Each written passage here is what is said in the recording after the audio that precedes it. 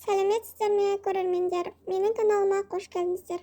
Бүгін сіздермен тауық етінен дайындалатын шашпақ балладың рецептімен бөлісетін боламын. Қызып тұрған майымызға менде бір кесе май құйдым. Бір-екі үлкендеу пиязымызды туратын боламыз. Пияздарымызды қызартып көріңіздер. Міне осылай қып-қызыл етіп қуырсаңыздар, өте дәмді шығады. Осылай бір-екі минут қызартып қуырып аламыз. Менде тауықтың 2 аяқ еті. Осылай тауық етін бөліп тастаңыздар болады. Мен бүтін пісірдім. Осылай бір-екі минут қуырып аламыз.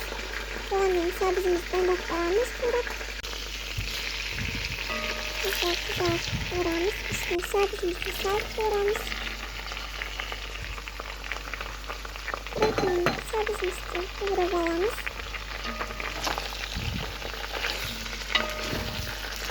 Дәміне қарай тұз, приправа салсаңыздар болады.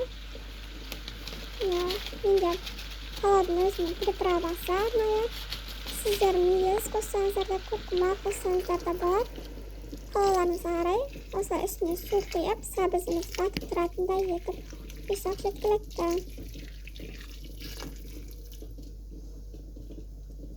Осылай бір қайнатып аламыз.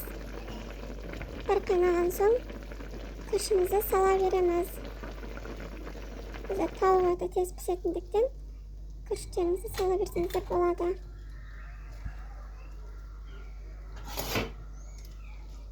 Күрішімізді салып, тегістеп, күрішіміз батып тұратындай етіп, су құямыз. Қатты көп құйып жүрмеңіздер. Күріштеріңіз жабысып ботқа болып қалуы мүмкін.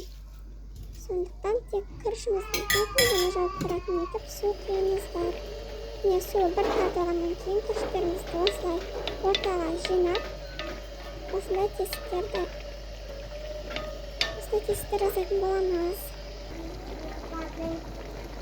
Міне осылай орталарын тесік жасып қоямыз. Осылай бұқтырып жауып қойыңыздар, сонда міне уже біздің палауымыз дайын болып қалды.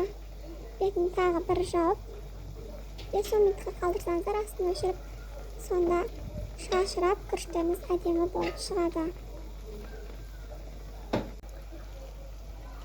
Уже менің күрішім дайын. Сіздер сапалы ірі күріш қолданыңыздар.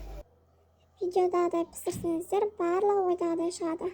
Міне уже мен ыдысымызға саламыз. Ыдысымызға салып, өздеріңіз қалауларыңыз бойынша әрлесеңіздер болады. Мен әсемдеу үшін аскөк, жұмыртқа, пияз пайдаландым. Етін осылай турап алып саламыз. Маған лайк басып, комментария жазып, подписация етіп, мені қолдап кетіңіздер. Және де алдағы уақытта көптеген видеолар шығатын болады. Маған міндетті түрде тіркеліп қойыңыздар. Міне осындай үйде ет болмай қалған жағдайда макарошкамен де осындай дәмді палау жасауға болады. Осылай жұмыртқамен әрлеңіздер.